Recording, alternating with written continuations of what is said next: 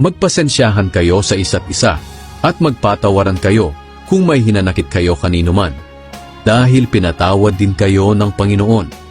At higit sa lahat, magmahalan kayo, dahil ito ang magdudulot ng tunay na pagkakaisa. Paghariin ninyo sa mga puso niyo ang kapayapaan ni Kristo, sapagkat bilang mga bahagi ng iisang katawan, tinawag kayo ng Diyos upang mamuhay ng mapayapa. Dapat din kayong maging mapagpasalamat.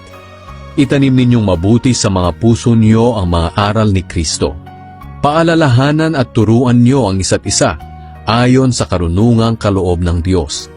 Umawit kayo ng mga salmo, himno, at iba pang mga awiting espiritual na may pasasalamat sa Diyos sa mga puso ninyo.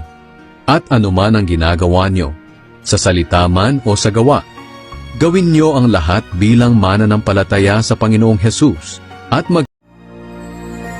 Give thanks with a grateful heart.